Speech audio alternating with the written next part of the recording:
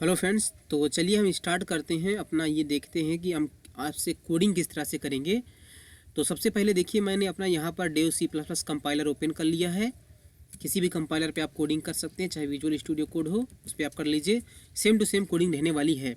तो सबसे पहले देखिए मुझे क्या करना है, मुझे बनाना पड़ेगा ये वाला मेमोरी स्ट्रक्चर। ओके, उससे पहले मुझे बनाना पड़ेगा ये वाला क्या, एक हमें स्ट्रक्चर बनाना पड़ेगा। तो चलिए मैं सबसे पहले मैं लिखता हूँ स्ट्रक्ट क्यू इस तरह से, और इसके अंदर लिखता हूँ मैं rear, front, capacity int star ARR। Okay, तो ये हमने क्या किया, हमने यहाँ पर एक स्ट्रक्चर बना लिया है।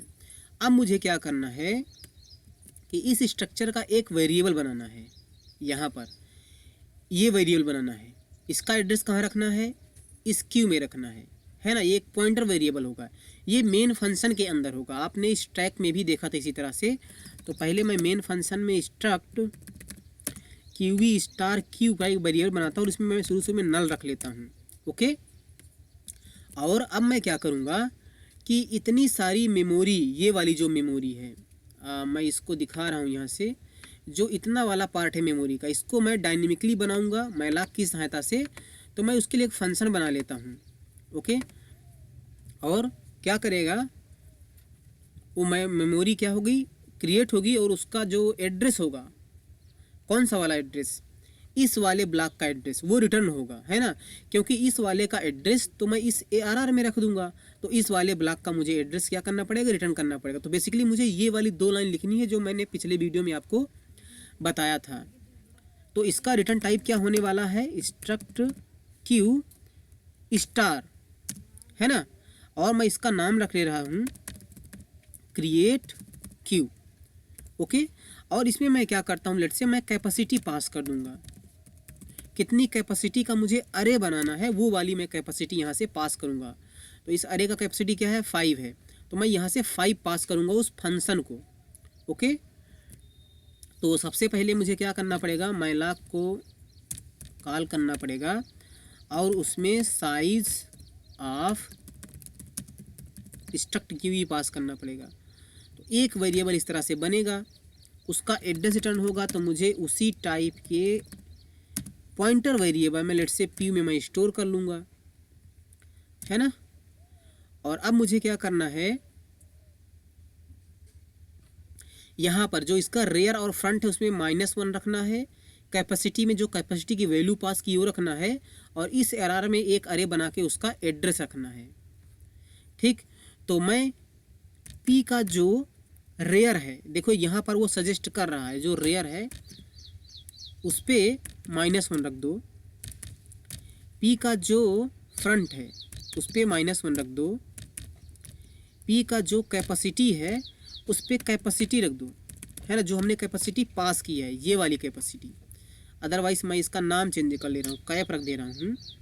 तो यहाँ से आप कैप रख दो, और जो P का अरे है, जो P का अरे पॉइंटर अरे है, इसमें एक अरे बनाओ। तो अरे क्या करूँगा मैं, मैलाक की सहायता से बनाऊँगा, size of int into capacity.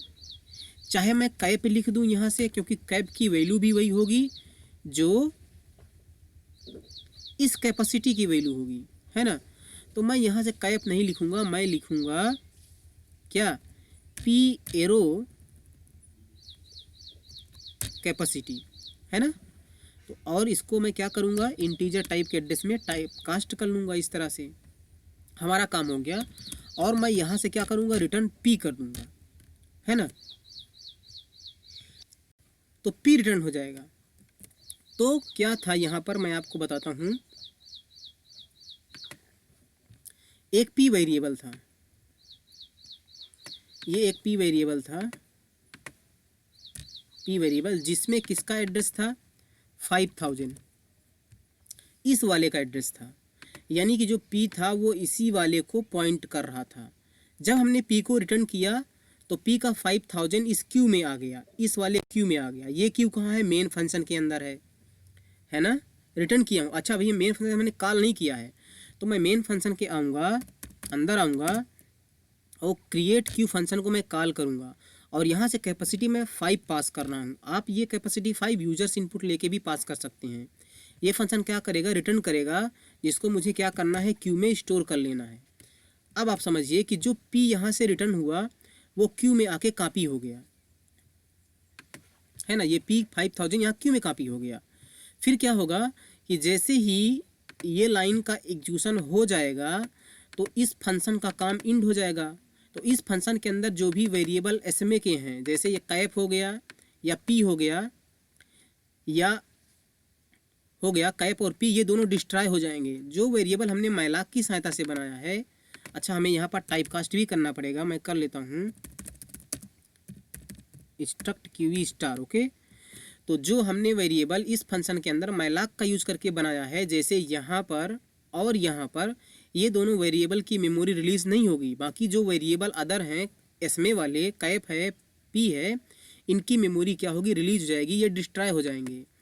तो आप बाद में जब उस फंक्शन का काम इंड होगा, क्रिएट क्यू नाम का फंक्शन जो है उसका काम तमाम होगा, इंड होगा, तो ये पी वेरिएबल क्या होगा, डिस्ट्रॉय हो जाएगा। तो अब ये सिचुएशन बचेगी मेन फंक्शन के अंदर, ये वेरिएबल की मेमोरी डिस्ट्रॉय नहीं होगी, चाहे वो अरे हो या ये वेरिएबल, क्योंकि इनको हमने डीएमए की सहायता से बनाया है, मैलाक का यूज़ करके। और ये जो क्यू है जो मेन फंक्शन के अंदर है, ये अब इन वेरिएबल को हैंडल कर रहा है। जो P variable create Q function के अंदर था वो डिस्ट्रॉय हो जाएगा जैसे ही क्रिएट क्यू फंक्शन का काम इंड होगा। तो जैसे ही ये लाइन ख़त्म होगी, ये पी वेरिएबल डिस्ट्रॉय हो जाएगा, लेकिन पी का जो एड्रेस रिटर्न हुआ वो क्यू में आ गया। तो जैसे उन वेरिएबल को, ये जो वेरिएबल हमने बनाया, इनको मैं हैंडल कर रहा था पी की सहायता से, तो पी डिस्ट्रॉय हो गया, लेकिन उसका पी को हमने क्यू में स्टोर कर लिया। तो अब मैं क्यू का यूज़ करके इन वेरिएबल जो हमने ब्लॉक बनाए हैं अरे, इनको मैं हैंडल कर पाऊँगा, है ना। आई होप आपको मेरी बात समझ में आ रही होगी। इतना अच्छे से कोई नहीं समझाता, लेकिन मैं समझा रहा हूँ आपको, ये मान के किया, क्योंकि आप बिगिनर हो सकते हैं। तो इतना काम हमने कर लिया। ओके, अब चलिए मैं क्या करता हूँ, मैं एक मीनू फंक्शन बनाता हूँ। मीनू फंक्शन की कोडिंग मैंने पहले ही कर ली है, अब बार बार मैं उसी चीज़ को नहीं एक्सप्लेन करूँगा। ओके, तो थोड़ा टाइम को बचाने के लिए मैंने क्या किया, मैं यहाँ पर एक मीनू फंक्शन पेस्ट कर रहा हूँ। यहाँ पर हमने हर एक चॉइस को लिखा है, क्यू में जो जो भी ऑपरेशन हो सकता है। ओके, मैं इसका नाम चेंज कर ले रहा हूँ, Q E Meenu. Q E के लिए ये मीनू फंक्शन है।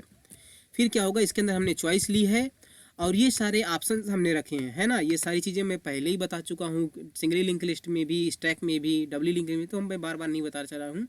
इन क्यू यानी कि एलिमेंट को इंसर्ट करना हो, डी क्यू एलिमेंट को डिलीट करना हो, क्यू का साइज़ का मतलब यहाँ से है कितने एलिमेंट क्यू में हैं। क्या क्यू फुल है, आप इसकी सहायता से चेक कर सकते हैं। क्या क्यू इम्पटी, इसकी सहायता से क्यू में कितने एलिमेंट हैं उनको प्रिंट करो, इसकी सहायता से get front and rear status, यानी फ्रंट और रियर की वैल्यू किसी भी करंट टाइम पर क्या है उसको आप 7 चॉइस इंटर करके प्राप्त कर सकते हैं। फिर हमने लिखा है चॉइस, और उस चॉइस को मैं क्या कर रहा हूँ, रिटर्न कर रहा हूँ। तो मेन फंक्शन के अंदर मैं क्या लगाऊंगा, सबसे पहले मैं एक व्हाइल लूप लगाऊंगा, इनफाइनाइट लूप, और इसके अंदर सिस्टम CLS लगाऊंगा, ताकि लूप चलने से पहले प्रीवियस स्क्रीन क्लियर हो जाए जैसे लूप चलो। उसके बाद मैं स्विच लगाऊंगा, और स्विच के अंदर मैं इस क्यू मीनू फंक्शन को कॉल करूंगा। इससे जो चॉइस आएगी उसको मैं केस बना लूँगा, केस 1 केस 2 इस तरह से करके, राइट। कितने केस हमें बनाने पड़ेंगे, 7 केस बनाने पड़ेंगे। Case 3, case 4, case 5, case 6, case 7 और तो केस 7 हो गया। और हमने यहाँ पर एग्जिट का कोई चॉइस नहीं दिया है, तो मैं यहाँ पर एक और प्रिंटफ लगा लेता हूँ, और इसको मैं केस 8 करूँगा। और यहाँ पर मैं एग्जिट करूँगा। एग्जिट मतलब इनफाइनाइट लूप रहेगा ना, तो मैं यहाँ पर लगाऊंगा केस 8 और एक मैं डिफ़ॉल्ट बनाऊंगा और इसमें मैं सिंपली मैसेज दे दूंगा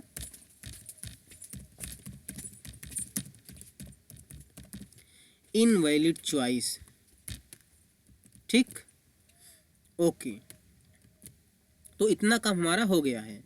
अब इन केस में हमें फंक्शन को कॉल करना है, उनकी कोडिंग हमें करनी है। तो उसके लिए सबसे पहले मैं क्या करता हूँ, चलिए मैं कुछ फंक्शन बना लेता हूँ। ओके, तो सबसे पहले चलिए मैं क्या करता हूँ, मैं इसकी कोडिंग करता हूँ। इज क्यू इम्पटी, अगर हमारा क्यू इम्पटी है, देखिए इम्पटी होने का मतलब कि क्यू में एक भी एलिमेंट नहीं है, यहाँ पर एक भी एलिमेंट नहीं है, तो जो हमारा फ्रंट और रियर होगा उसमें क्या होगा, -1 होगा, है ना। तो मैं इस फंक्शन को डिफाइन करने वाला हूँ, इसका मैं रिटर्न टाइप रखूँगा इंट।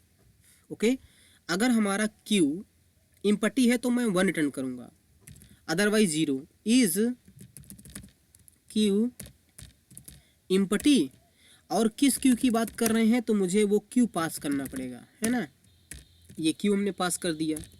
इस फंक्शन को कॉल करते समय, जब मैं इस फंक्शन को कॉल करूँगा, कितने चॉइस में, किस चॉइस में है ये, इस क्यू इम्पटी 5th चॉइस में है। तो 5th चॉइस में मैं चलूँगा, 5th केस में चलूँगा, इस फंक्शन को कॉल करूँगा और ये वाला क्यू मैं पास करूँगा। कौन वाला क्यू, ये वाला क्यू। ओके, ये फंक्शन मैं क्या करूँगा, कॉल कर दूँगा, ठीक है। और इसके बाद मैं क्या लगा दूँगा, यहाँ पर ब्रेक लगा दूँगा, है ना। अच्छा, हमने इसकी चॉइस बना दी है, तो यहाँ पर वो कुछ रिटर्न कर रहा है ना। अगर 1 रिटर्न होता है तो क्यू इम्पटी है, तो मैं यहाँ लिखूँगा इफ़ जो रिटर्न हुआ,